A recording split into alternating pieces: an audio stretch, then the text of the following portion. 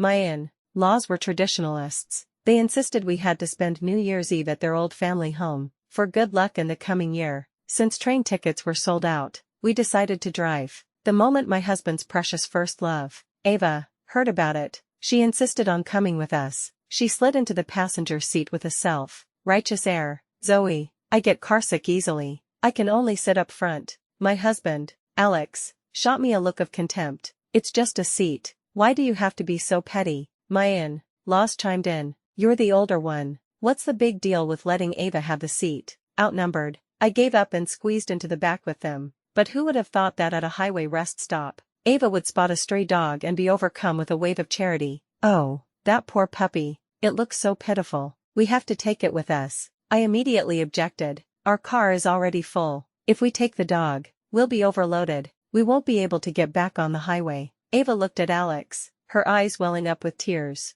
Without a second thought, he turned to me. Zoe, why don't you give your spot to the puppy? You can just take a taxi. Ava paid no attention to my objection. She just looked at Alex with a pathetic, pleading expression. Alex, please, can we take him? If we leave him here, he'll definitely freeze to death. He's so little, she cooed, wrapping her own scarf around the shivering stray. He hasn't even had a chance to see the world. He shouldn't die like this. Alex's heart melted. He took my shawl from the car and draped it over Ava's shoulders, comforting her as if I wasn't even there. Don't worry, I won't abandon him, he soothed. You're already so fragile. You need to be careful not to catch a cold. Then, he turned to me, his face a mask of displeasure. Zoe, how can you have so little compassion? To you, it might just be a stray, but it's a living, breathing life. Are you really that cold-blooded? I stared, speechless, at these two bleeding hearts. I had never said we should abandon the dog, yet they had painted me as some kind of monster,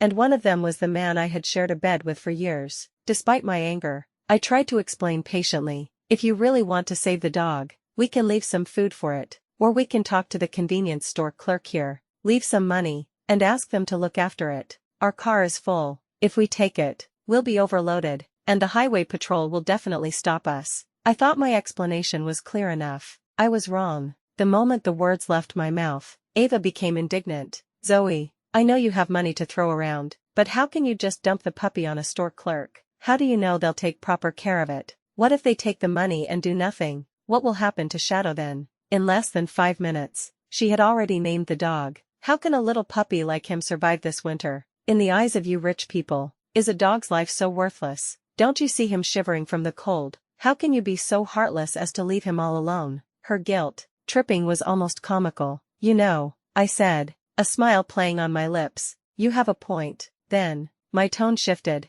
Why don't you give your spot to little Shadow? Ava froze, her righteous indignation vanishing. You can't expect Alex's parents to get out and make room for your puppy, can you? I continued. They're getting on in years. After all, since you feel so strongly about this dog, how about I take it, and you stay here? Now Ava was panicking. She looked nervously at Alex, his brow furrowed, and he glared at me. Zoe, that's going too far. How could you leave a young woman like Ava in a place like this? If something happened to her, how would I explain it to her parents? I used to think Alex was just a typical guy, clueless about how to show he cared. Now I realized he wasn't clueless. He just didn't care about me. When it came to Ava, he was meticulously thoughtful, terrified of his precious white moonlight suffering the slightest inconvenience. I crossed my arms, watching him with an air of detached amusement. So, what's your solution? Without a moment's hesitation, he picked up the dog, put it in the car, and then turned to me with cold indifference.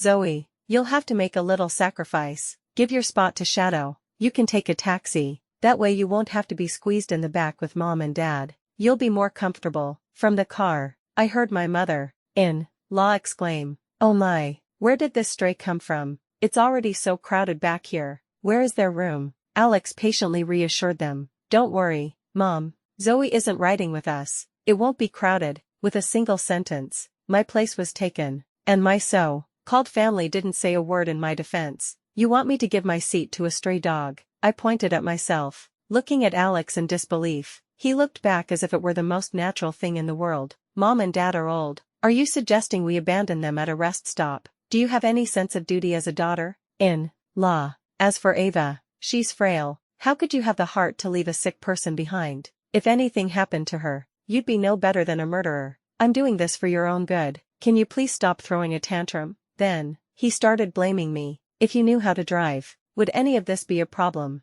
I'm exhausted from driving this long distance. Zoe, can't you be a little more considerate? I was stunned. It was true. I didn't know how to drive. My family had provided me with a driver since I was young. And when I met Alex, he had promised me, from now on, I'll be your driver. All you have to do is sit comfortably in my passenger seat. Now, not only had he given my passenger seat to Ava, but my inability to drive had become his excuse to berate me. My heart felt like a bucket of ice water had been poured over it. He worried about his aging parents. He worried about his frail first love. Even a stray dog earned his concern. But for me, his wife, there was not an ounce of sympathy. He had completely forgotten that I was also a woman, alone and defenseless, and he was perfectly fine with abandoning me at a desolate highway rest stop. I looked at him coldly. So what about me? Alex didn't hesitate. You're a grown woman. Don't you know how to get home? Even if you're a pampered princess who's had everything handed to her, you at least know how to call a taxi,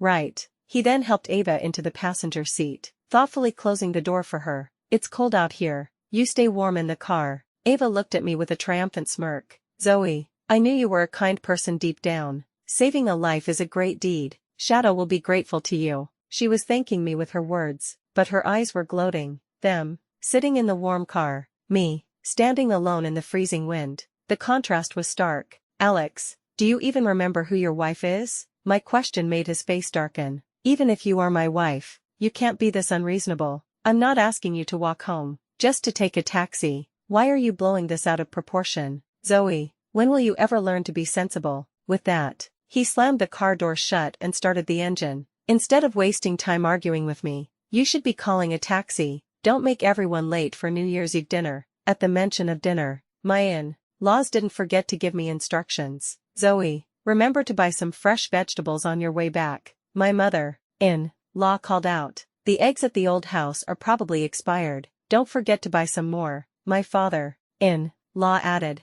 And I can't eat greasy food right now, so make the dinner light. They seemed to have forgotten that I was the one being kicked out of the car, with no idea how I was getting home. They shamelessly continued to treat me like their personal maid. Even Ava, enjoying the show, chimed in. Can Zoe really cook all that? Alex nodded, as if it were a fact of nature. She leaned excitedly against the car window, looking at me with a provocative smile. In that case, I'll have the braised lion's head meatballs. Then, she rolled up the window. Alex didn't give me another glance. He hit the gas, and the car sped away. It wasn't long before my phone rang. It was Alex. He wasn't calling to apologize or to check if I was safe. He was calling to give me orders. What's taking you so long? Why haven't you gotten a taxi yet? What are you good for? Also, Ava is feeling weak, so I can't drive fast. You need to get a taxi. Tell the driver to hurry, and get home first to prepare the dinner we ordered. We're all tired from the drive. Get your job done. I used to be a pampered daughter who never touched a kitchen utensil. I only learned to cook after I married Alex. We had always had a housekeeper, but my in-laws claimed they didn't like her cooking and insisted that I, the daughter-in-law, should cook for them personally. I complained, but Alex always shut me down. Mom and Dad worked hard their whole lives. They just want to enjoy the care of their daughter-in-law. Just indulge them. With that one line, outsourcing his filial piety, he trapped me in a cage of servitude for 3 years. And every year, the New Year's Eve feast fell on my shoulders. I couldn't even ask Alex for help, because my mother-in-law would say, it's bad luck for a man to be in the kitchen, and drag him out. In their eyes, my in-laws and even Alex's, I wasn't a wife or a daughter-in-law. I was their servant, listening to his commands. The last shred of affection I had for Alex was destroyed by his own hands. In that moment, a profound clarity washed over me. If the love was gone, why was I keeping this garbage of a man around for the new year? To bring myself bad luck, I sent a text to my lawyer, telling him to prepare the divorce papers. I looked at the road where they had disappeared, and I smiled. Then, I dialed 911. I'd like to report a crime. My husband intentionally abandoned me on the highway. The highway patrol arrived quickly. They picked me up and drove me in the direction of the old family home. As the police car sped down the highway, my phone rang again and again. I knew it was Alex, rushing me to get home. It was laughable. He wasn't worried that something might have happened to me. All he cared about was his New Year's Eve dinner. This time, I didn't answer. I just turned off my phone. The world was instantly quiet. Less than 3 hours later, the police had safely delivered me to the residential complex, even escorting me right to my front door. The moment the door opened, Alex's complaints began. So you finally decided to come back. Look at the time. Mom and Dad are starving waiting for you to cook. Is this how a daughter-in-law behaves? Zoe, you can't be this unreal. His rant died in his throat when he saw the 2 police officers standing at the door. His tone softened immediately. Officers, can I help you? One of the officers frowned at him. Are you the one who left his wife on the highway? Alex looked completely bewildered. Then he saw me behind the officers, and his anger flared again. You called the police. I just looked at him, silent, no admission, no denial. Alex's face darkened several shades. He was about to lash out at me when the officer cut him off. I have to say, you're a pretty careless husband. You didn't even know if your wife was in the car or not. You expect her to cook for you, but you don't even worry when she's missing. Is that how you act as a husband? Be more careful next time. Wasting police resources like this again will result in a fine. Faced with the officer's lecture, Alex could only nod and agree, not daring to talk back, but his cold eyes were glaring at me. After their warning, the officers left. The door slammed shut. Alex stared at me, his face black with rage. I just asked you to take a taxi. Did you really have to call the police?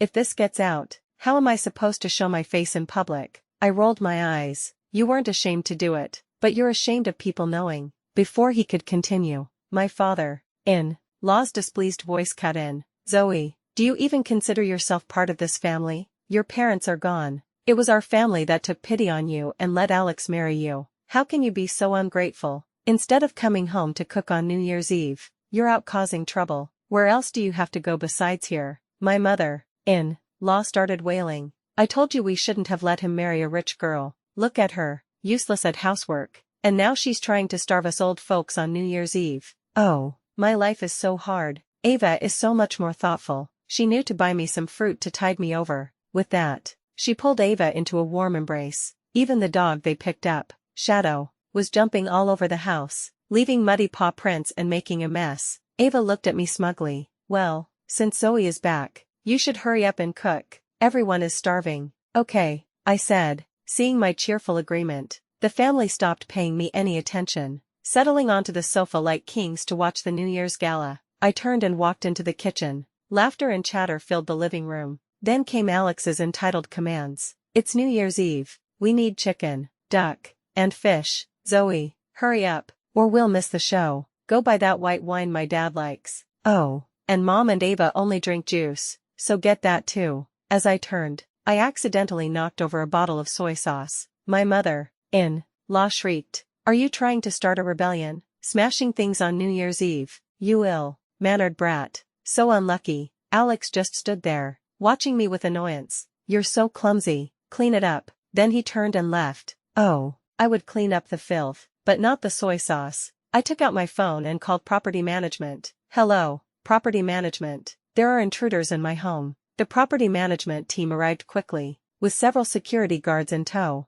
Alex looked at them, confused. What's going on? The manager replied politely. Hello, sir. We're from property management. We received a complaint from the homeowner about intruders, so we've come to investigate. Alex frowned, then looked at his parents. Mom, Dad, did you call? They shook their heads. Even Ava looked at Alex with confusion. He turned back to the manager, annoyed. No one from our family called you. You must have made a mistake. Can you please verify your information before bothering us homeowners next time? Before he could finish, I cut him off. I made the call. Alex's anger immediately shifted to me. Zoe, have you had enough? First the police, now property management. What are you trying to do? It's New Year's Eve. Can't you just be quiet for one night? Are you trying to ruin the holiday for everyone? I looked at him coldly. You deserve a good holiday. Ignoring him, I walked over to the manager. Please remove everyone in this house. The manager paused, hesitating, but Alex exploded.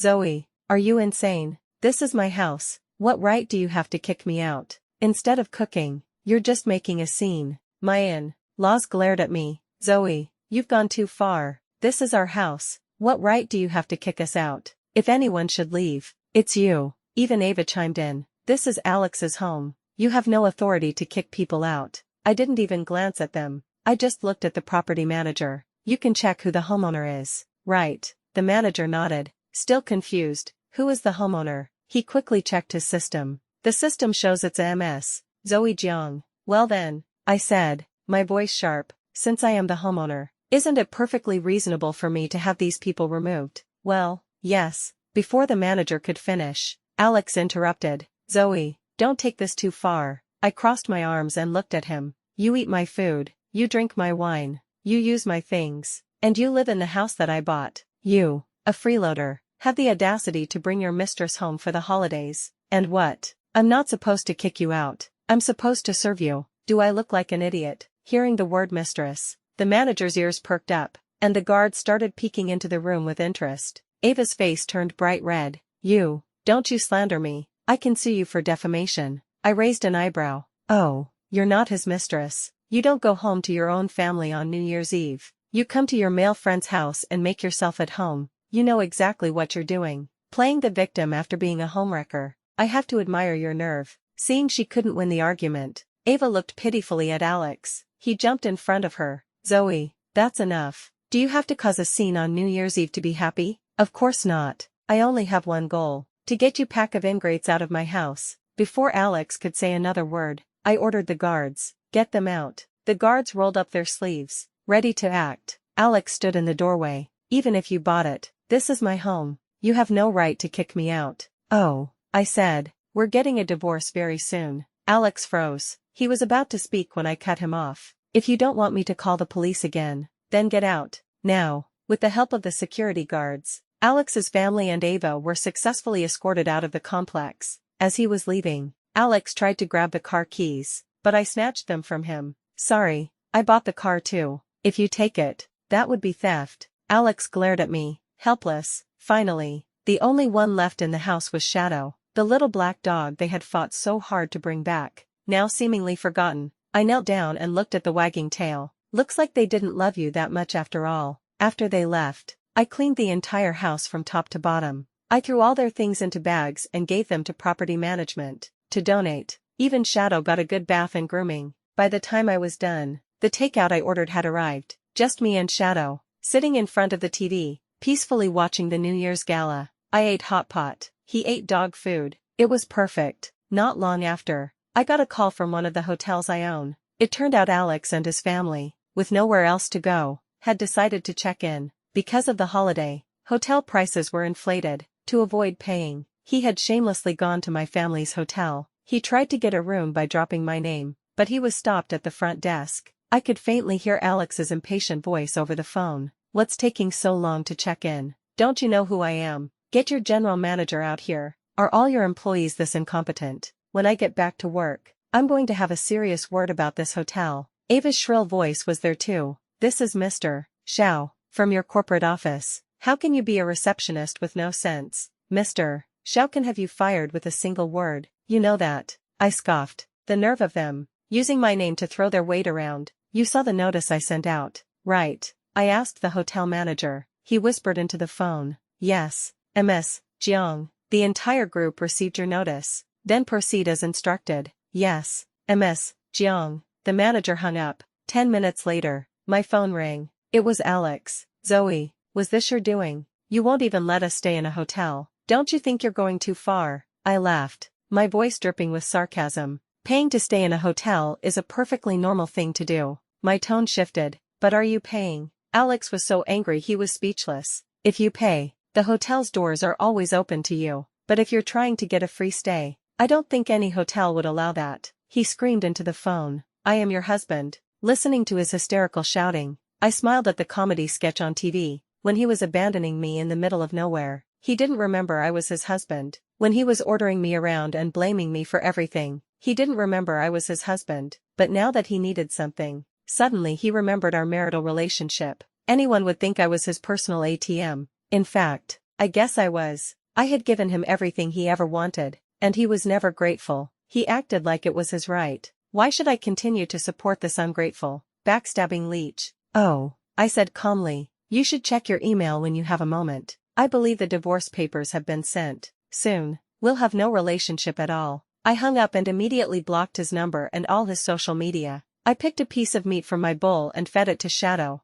who was lying obediently at my feet. You're so much cuter. Sometimes, animals are more loyal than people. You give them a piece of meat, and they see you as their master, never betraying you. Unlike Alex, who could never be satisfied, he wanted everything. I was going to make sure he got nothing. The countdown to midnight began, and fireworks exploded outside. I was scrolling through holiday greetings on my phone when I happened to see Ava's latest social media post. The caption read, "A family is happy wherever they are." The picture was a family portrait of her with Alex and his parents. I smiled, and took a screenshot. The evidence I needed to make sure Alex left, with absolutely nothing, had just been hand-delivered. The next morning, I was still in bed when a loud thump, thump, thump came from the door. I opened it to see an arrogant-looking Alex. He shoved me aside, strode into my home, and plopped down on my sofa as if he owned the place. Behind him were his parents and a crowd of relatives. Ava was there too. 7 or 8 people filled my living room,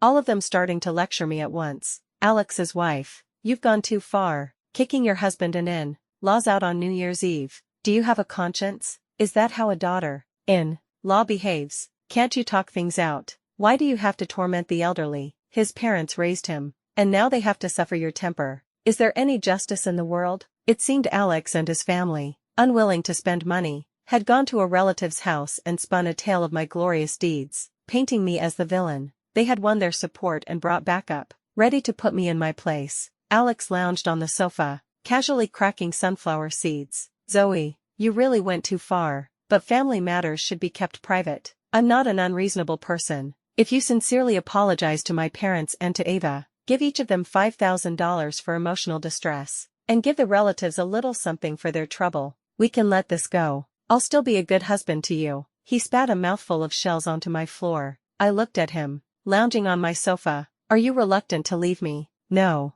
you're reluctant to leave my money. After all, since Alex had been with me, his family's standard of living had skyrocketed. Everyone was waiting for me to say yes. I just stared at him coldly. It was Shadow who growled at Alex, barking twice. Alex's face darkened instantly. He reached for the dog. If it wasn't for me, you'd be dead in a ditch. Now you're turning on me. Believe it or not, I could kill you right now. Shadow yelped and hid behind me, still barking at Alex. I looked, amused, at the crowd of debt collectors who had shown up at my door. I took in a dog, and the dog knows to be grateful. I took care of you for 3 years, and you have no gratitude at all. Before Alex could retort, I looked at the crowd of self-righteous relatives. I am filing for divorce from Alex. The reason? Infidelity. It seemed Alex hadn't told them the whole story. The relatives froze, looking at Alex with confusion. I didn't give them time to think. As for the other woman, I believe you met her yesterday. I gestured with my chin towards Ava. I'm surprised that in this day and age, a mistress can be so brazen. Maybe she even stayed at one of your houses last night, not going home for the holidays. Attached to Alex at the hip, the thought of it just makes me sick. Hearing this, the relatives' faces changed. Ava glared at me. You're lying. As always. Alex shielded her. You're the one who's wrong. Zoe, why do you have to drag Ava into this? The relatives finally understood the real story. They all started looking for an escape. Well, Alex, this is your family business. We shouldn't get involved. We'll be going now. My grandson is waiting for me to buy him breakfast. You two talk it out. Within 5 minutes, the relatives had vanished. Alex glared at the empty room and muttered under his breath. Useless. I rolled my eyes. I must have been blind to have fallen for this man who was nothing but a pretty face. Tired of arguing, I simply made a please leave gesture, but Alex decided to play dumb. This is my house. We are husband and wife, until we are divorced. Your money is my money, and your house is my house. Not even the police can kick me out. He looked at me smugly, as if he had won. I looked at him. Are you sure you're not leaving? I'm not leaving. Then don't blame me for what comes next. I threw on a coat, picked up Shadow, and left the house, because I was worried about issues with the property. I had installed security cameras after I bought it. The moment I left, the family started celebrating. Son, you were brilliant. You took back control with just a few words. Let's see her try to kick us out again. She thinks she's so great because she has money. She married into our family. She has to do what we say for the rest of her life. Ava threw herself into Alex's arms. You're the best. Alex, you really know how to handle that shrew. You just need to be firm with her. Let her know who's the man of the house. Alex planted a kiss on Ava's lips. She blushed and buried her face in his chest. It was disgusting to watch. since you're all so shameless, I might as well make you famous. I smirked, closed the camera feed, and opened a delivery app. I placed 10 separate orders for runner services. Since it was the holiday, I added a generous tip to each one. Soon, the orders were accepted. Within half an hour, the first runner arrived at the complex with a loudspeaker. The quiet neighborhood was suddenly filled with a broadcast. To Mr. Alex Xiao, in apartment 301, building 1. Have you no shame, bringing your mistress, Ava, to live in the house your wife bought? You are truly shameless. To Miss Ava, freeloading in apartment 301, building 1. Did you have nowhere else to go for the holidays? Sleeping in another woman's bed, with another woman's husband. Does that make you proud? Are you proud to be a social parasite, a scumbag and a homewrecker, a match made in hell? May the two of you be locked together forever. Alex, who had been relaxing, jumped up from the sofa. He saw the runner downstairs and furiously called property management. What am I paying you for? I pay so much in fees every year, and you just let this happen. The manager cheerfully promised to handle it right away, but the loudspeaker blared for another half hour, and no one from property management showed up. Of course not. I had already sent the manager a generous holiday bonus with instructions to lock their doors and ignore everything. Alex tried to call again, but no one answered. He had no choice but to go down and deal with it himself. The runner was easy to deal with. He took Alex's cash and left. Unfortunately for Alex, 5 minutes later, the second runner arrived to take his place. Alex, who had just sat down, shot up again as if electrocuted. From my car nearby, I quietly watched as a fuming Alex repeatedly pulled out his wallet. It wasn't long before everyone in the complex knew the names Alex and Ava. Some homeowners even tagged Alex directly in the community group chat. Can't you have some dignity? You can't even be a proper freeloader without cheating. You want your cake and to eat it too. If you don't have what it takes, learn some self-control. Shameless. Is this what the world has come to? Spending your wife's money to find a mistress? At first, Alex arrogantly replied, none of your business, but then more and more residents joined the pile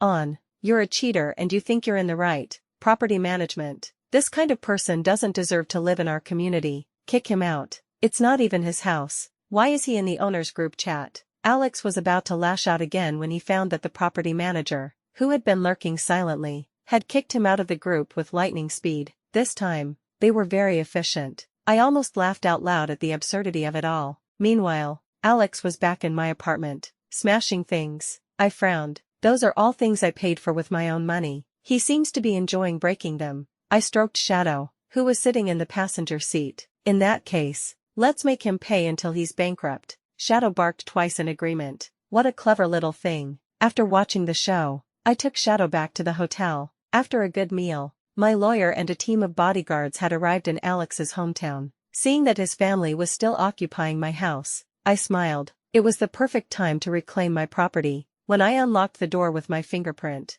a relaxed Alex became instantly alert. Why are you back? Didn't you hear me? As of now, we are still married. This house is partly mine. You can't kick me out. And you certainly can't kick out my parents and my guest. I shrugged helplessly, sat down in a chair, and nodded in agreement. I think you have a point. Alex was stunned. Then his confidence returned. He raised his eyebrows at me. If you're here to apologize, he was cut off by my lawyer. Excuse me, everyone. Ms. Jiang has already transferred ownership of this property, which means, if you continue to stay here without permission, the new owner has the right to sue you for trespassing, which can lead to jail time. So, I suggest you all get the hell out of this house. Now. My lawyer did not mince words. Hearing this, Alex shot up from the sofa. What did you say? He rushed towards me, his eyes wide. Why did you sell the house without my consent? Zoe, how could you be so heartless? This was supposed to be my parents' retirement home, and you just sold it. Do you have no conscience? I laughed. Conscience? You're one to talk. They are your parents. It's your job as their son to worry about them. What does it have to do with me? My mother-in-law started throwing a tantrum. What have I done to deserve such a heartless daughter-in-law? My father-in-law, still clinging to his patriarchal authority, scolded me. How can you be so thoughtless, humiliating your husband in front of outsiders? Unfortunately for them, their usual tactics no longer worked on me. Before they could argue further, I tossed the divorce agreement my lawyer handed me in front of Alex. He frowned as he picked it up. His face instantly turned black, leaving with nothing. Zoe, are you obsessed with money? Why should I get nothing? Without even looking up, I pointed at Ava. Infidelity. Ava and I have done nothing. What evidence do you have? This is slander. I propped my chin on my hand and looked at him lazily. Isn't she 1 month pregnant? What a coincidence. The clinic where she had her check up is owned by a friend of mine. Before I could finish, Ava instinctively covered her stomach. Alex stared at her in shock. Then his eyes filled with tender concern.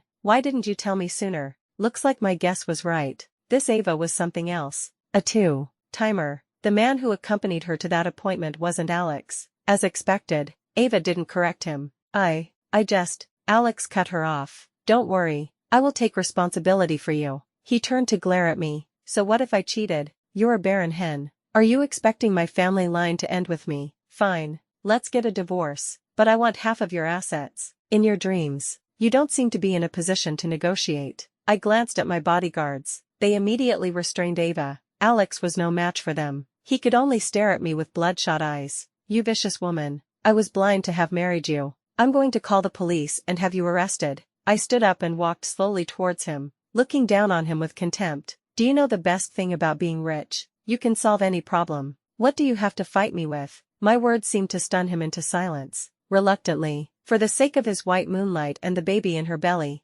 Alex compromised and signed the divorce agreement, agreeing to leave with nothing. I shot them a scornful look and prepared to leave. An enraged Alex threw a vase at me. It was blocked by my bodyguard. Shadow rushed forward and bit Alex on the leg. The next second, Alex was writhing on the floor, clutching his leg and groaning in pain. I spoke coldly. Even though we're divorced, you still have to pay for the property you destroyed. With that, I walked away without looking back. Behind me, I heard Alex's furious roar. Zoe, you will pay for this. I didn't know if I would pay for anything, but Alex's karma was definitely coming for him. After the divorce, I filed a civil suit against him, demanding he compensate me for over $200,000 worth of property he had destroyed. At first, he denied it, but when I presented the security camera footage, showing his every move, the evidence was undeniable. He had nothing to say. In the end, he simply refused to pay. The court enforced the judgment, seizing and auctioning off his family's only property,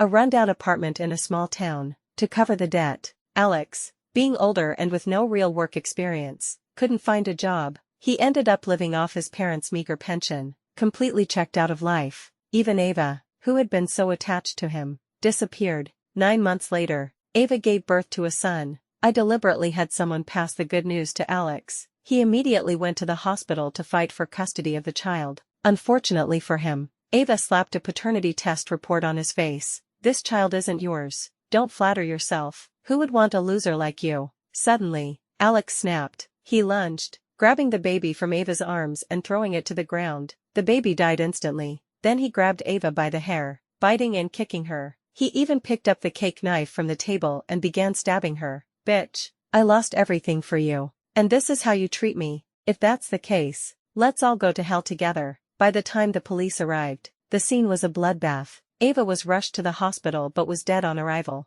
Alex was charged with intentional homicide and sentenced to life in prison. He would spend the rest of his days behind bars. When I heard the news, I just smiled calmly. Sometimes, life's choices are so strange. One thought leads to heaven, another to hell. Shadow rubbed affectionately against my leg, then happily ran out into the yard to play.